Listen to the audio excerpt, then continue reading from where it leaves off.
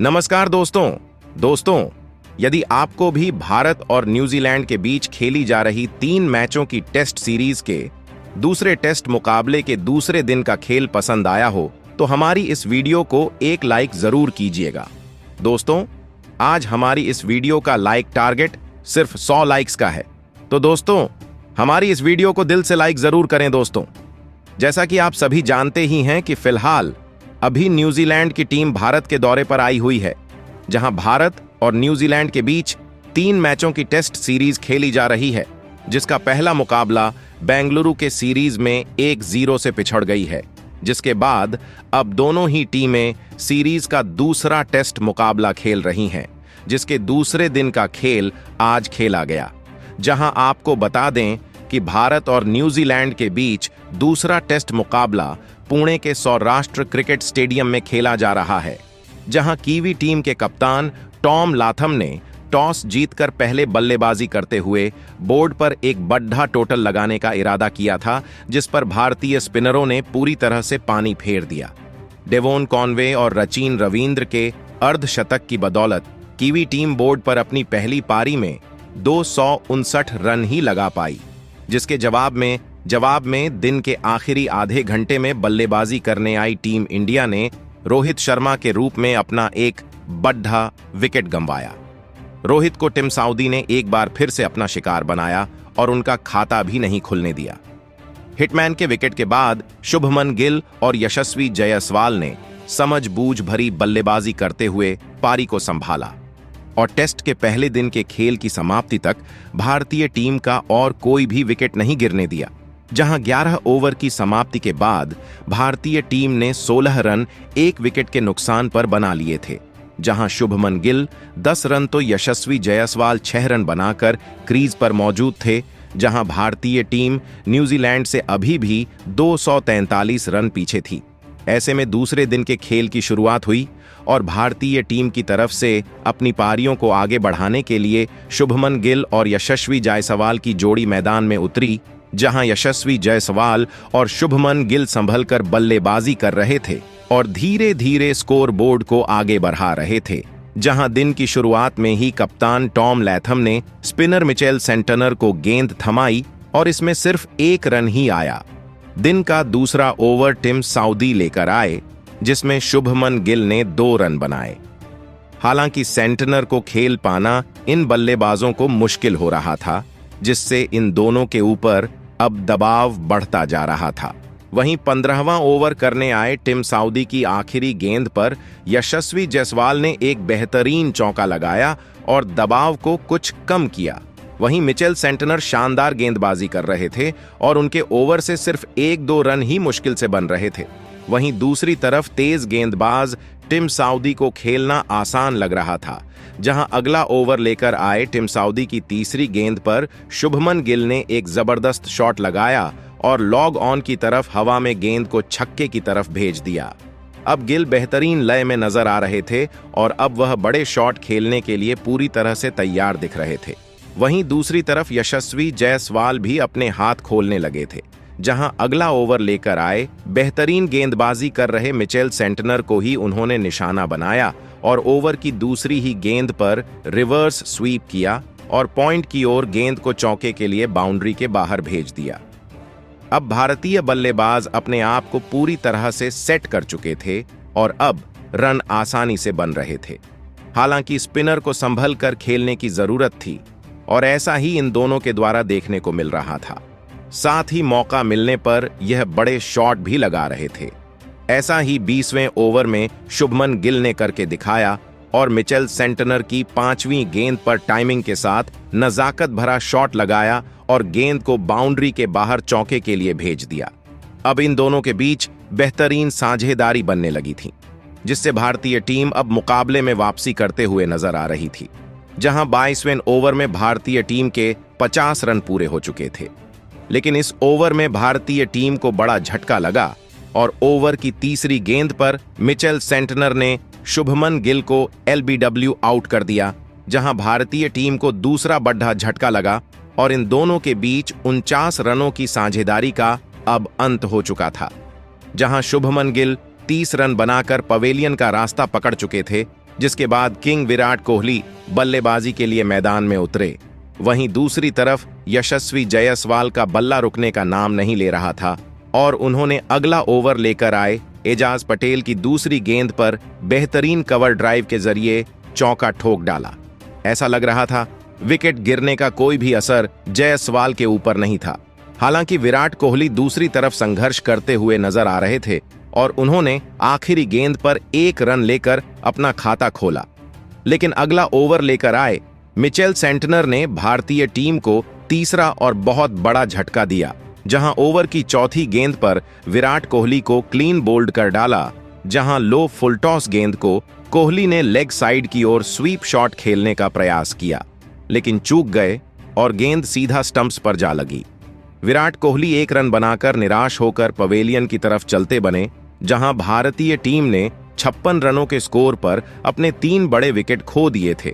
जिसके बाद ऋषभ पंत बल्लेबाजी करने मैदान पर आए और उन्होंने आते से ही मिचेल सेंटनर को स्वीप शॉट के जरिए चौका लगाया और अपना खाता खोला। ऋषभ पंत अच्छे फॉर्म में नजर आ रहे थे और उन्होंने चौका लगाकर बता दिया था कि वह रुकने वाले नहीं हैं। इसके बाद एजाज पटेल के ओवर में दोनों ने मिलकर 7 रन तो वहीं इसके बाद मिचेल सेंटनर के ओवर में 8 रन बनाकर अपनी टीम के स्कोर को आगे बढ़ाने लगे और अपनी बेहतरीन साझेदारी बनाना शुरू कर दिया। लेकिन टॉम लैथम ने गेंदबाजी में बदलाव किया और ग्लेन फिलिप्स के हाथों में गेंद थमाई, जिसका फायदा न्यूजीलैंड की टीम को हुआ और उन्होंने 27वें ओवर की चौथी गेंद पर भारतीय टीम को चौथा झटका दिया, जहां बेहतरीन बल्लेबाजी कर सेट हो चुके यशस्वी जायसवाल को डेरिल मिचेल के हाथों कैच आउट करवाकर पवेलियन की राह पकड़ाई, जहां यशस्वी जायसवाल 30 रन बनाकर आउट हुए और 70 रनों के स्कोर पर भारतीय टीम ने 4 विकेट खो दिए थे। जिसके बाद सरफराज खान मैदान में उतरे और अब ऋषभ पंत और सरफराज खान के कंधों पर जिम्मेदारी थी कि वह पहले टेस्ट मुकाबले की तरह ही भारतीय टीम की इस डूबती हुई नया को पार लगाए और एक बेहतरीन साझेदारी करके दिखाएं।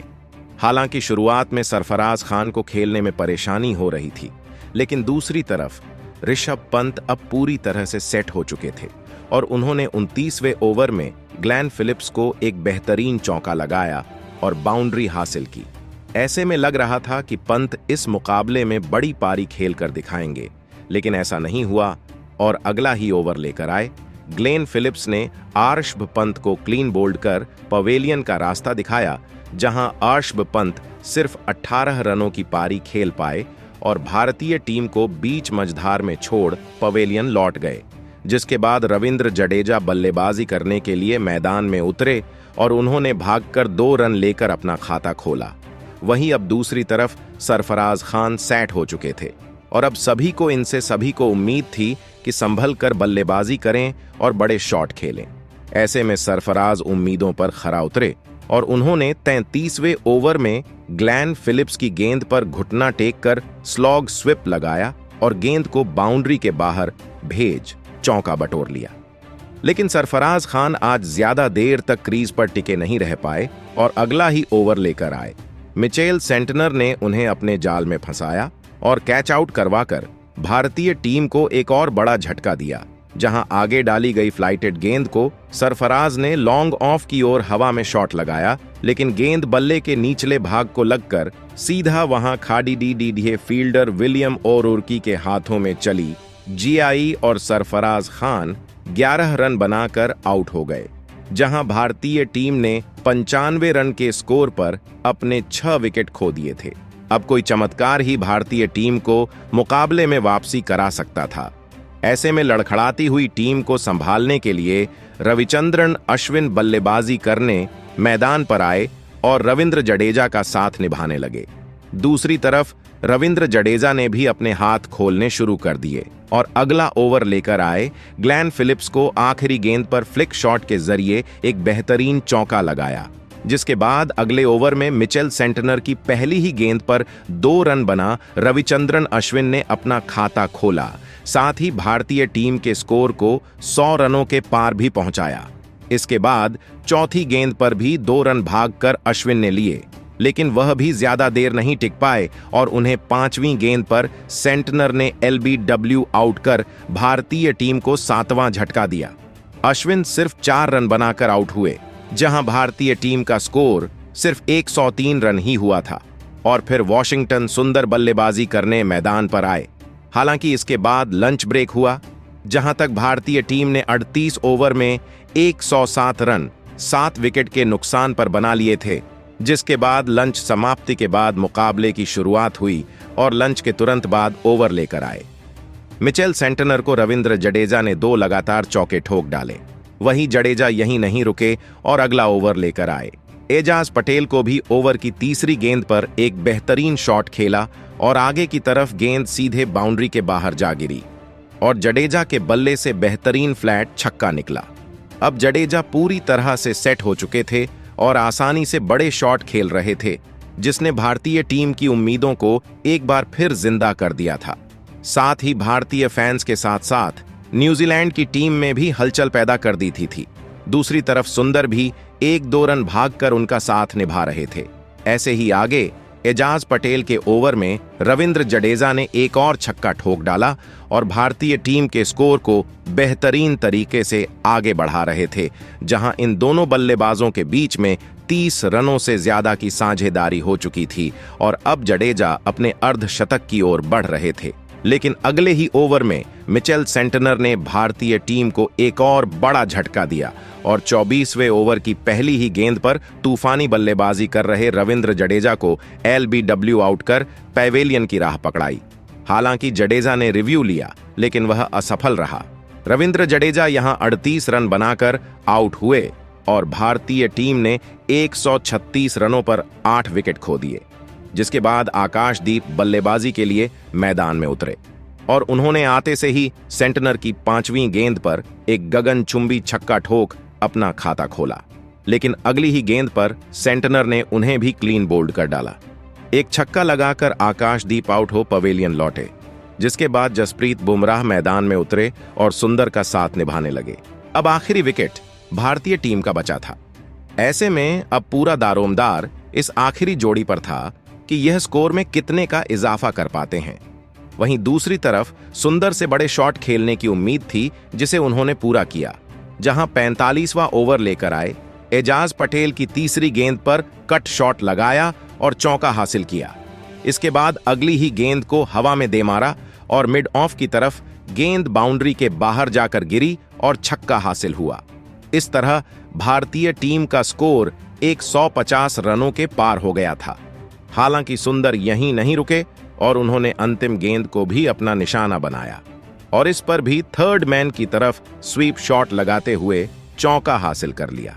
जहां जसप्रीत बुमराह से उम्मीद थी कि वह स्ट्राइक रोटेट करते हुए सुंदर का साथ निभाएंगे, लेकिन जसप्रीत बुमराह ज्यादा देर नहीं टिक पाए और अगला ओवर लेकर आए। मिचेल सेंटनर ने उन्हें भी एलबीडब्ल्यू आउट करके पवेलियन की राह पकड़ाई। बुमराह का खाता भी नहीं खुला।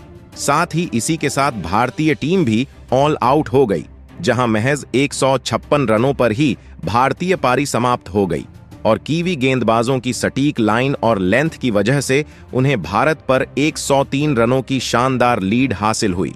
जिसके बाद अपनी दूसरी पारी में न्यूजीलैंड के 2 दिग्गज ओपनर बल्लेबाज बल्लेबाजी करने मैदान में उतरे। कप्तान टॉम लैथम और डेवोन कोनवे के कंधों पर इस महामुकाबले में अपनी टीम को एक शानदार ओपनिंग शुरुआत दिलाने की बहुत ही बड़ी जिम्मेदारी थी और जिस मैदान पर भारतीय टीम की बल्लेबाजी पूरी तरह नाकामयाब हो चुकी थी, इसी मैदान पर कप्तान टॉम लैथम और डेवोन कोनवे की इस ओपनिंग जोड़ी ने लाजवाब शुरुआत अपनी टीम को दिलाई और मैदान में उतरते ही भारतीय गेंदबाजी पर बड़े शॉट खेलना शुरू कर दिया। दोनों की इस साझेदारी ने शुरुआत से ही भारतीय गेंदबाजी को दबाव में डाल दिया था। टॉम लैथम और डेवोन कोनवे की साझेदारी अब 36 रनों की हो चुकी थी, लेकिन तभी गेंदबाजी पर आए वॉशिंगटन सुंदर ने डेवोन कोनवे को एलबीडब्ल्यू आउट कर दिया। डेवोन कोनवे 25 गेंद में 17 रन बनाकर आउट हो गए। इस शानदार न्यूजीलैंड की ओपनिंग साझेदारी के टूटने के बाद अब विल यंग बल्लेबाजी करने मैदान में उतरे थे और फिर एक बार सेट हो चुके कप्तान टॉम लैथम के साथ मिलकर नए बल्लेबाज विल यंग ने भारतीय गेंदबाजी पर रन बनाना शुरू कर दिया और फिर एक बार एक खतरनाक साझेदारी भारतीय टीम के खिलाफ बनाई न्यूजीलैंड के कप्तान टॉम लेथम। इस मुकाबले में शानदार फॉर्म में नजर आ रहे थे। कप्तान रोहित शर्मा की परेशानियां अब लगातार बढ़ रही थीं, क्योंकि कोई भी भारतीय टीम का गेंदबाज न्यूजीलैंड के विकेट लगातार नहीं ले पा रहा था, जहां पर न्यूजीलैंड की स्पिन गेंदबाजी ने भारतीय बल्लेबाजी को पूरी तरह परेशानी में डाल रखा था। वहीं पर भारतीय स्पिन गेंदबाजी अब नाकामयाब हो रही थी, लेकिन तभी गेंदबाजी पर आए रविचंद्रन अश्विन ने सेट हो चुके विल यंग को ही एलबीडब्ल्यू आउट कर दिया। विल यंग 28 गेंद में 23 रन बनाकर आउट हो गए। अब भारतीय टीम के पास इस मुकाबले में वापसी करने का बढ़िया मौका था, लेकिन बेहतरीन फॉर्म में चल रहे रचिन रविंद्र बल्लेबाजी के लिए मैदान में उतरे थे, लेकिन इस बार भारतीय गेंदबाजी ने रचिन रविंद्र को ज्यादा देर तक मैदान में खेलने ही नहीं दिया और गेंदबाजी पर आए वॉशिंगटन सुंदर ने रचिन रविंद्र को क्लीन बोल्ड कर दिया। रचिन रविंद्र इस मुकाबले में 13 गेंद में बस 9 ही रन बना पाए। वॉशिंगटन सुंदर ने एक बहुत ही बड़ा विकेट अब भारतीय टीम को दिलाया था। वॉशिंगटन सुंदर की गेंदबाजी से कोई भी न्यूजीलैंड का बल्लेबाज नहीं बच पा रहा था। अब बल्लेबाजी के लिए डेरियन मिचेल मैदान में उतरे थे, लेकिन एक छोर पर सेट हो चुके न्यूजीलैंड के कप्तान टॉम लेथम रुकने को तैयार नहीं थे और अपने टीम के लिए एक शानदार पारी खेल रहे थे। डेरिल मिचेल और कप्तान टॉम लेथम के बीच फिर एक बार एक महत्वपूर्ण साझेदारी बननी अब शुरू हो चुकी थी। इसी बीच न्यूजीलैंड के कप्तान टॉम लेथम ने अपना इस मुकाबले का शानदार अर्धशतक पूरा कर लिया। टॉम लेथम और डेरिल मिचेल की इस जोड़ी ने अब अपनी टीम को 123 रनों पर पहुंचा दिया था, लेकिन फिर एक बार गेंदबाजी पर आए वॉशिंगटन सुंदर ने सेट हो चुके डेरिल मिचेल को भी यशस्वी जायसवाल के हाथों कैच आउट कर दिया। डेरिल मिचेल 23 गेंद में 18 रन बनाकर आउट हो गए। वॉशिंगटन सुंदर लगातार भारतीय टीम को बड़ी बड़ी सफलताएं दिला रहे थे, जिसने न्यूजीलैंड के ऊपर अब दबाव बढ़ा दिया था। अब बल्लेबाजी के लिए टॉम ब्लंडल मैदान में उतरे, जहां न्यूजीलैंड के कप्तान टॉम लेथम ने मिलकर एक महत्वपूर्ण साझेदारी अपनी टीम के लिए बनाई और भारतीय टीम की गेंदबाजी के सामने एक और परेशानी खड़ी कर दी। अब भारतीय टीम के खिलाफ न्यूजीलैंड की बढ़त बहुत ही ज्यादा बड़ी होने लगी थी। कप्तान रोहित शर्मा की परेशानियां बहुत ही ज्यादा बढ़ चुकी थीं। दबाव भारतीय गेंदबाजी पर साफ दिखने लगा था। कप्तान टॉम लेथम भारतीय गेंदबाजी के लिए किसी बुरे सपने की तरह साबित हो रहे थे।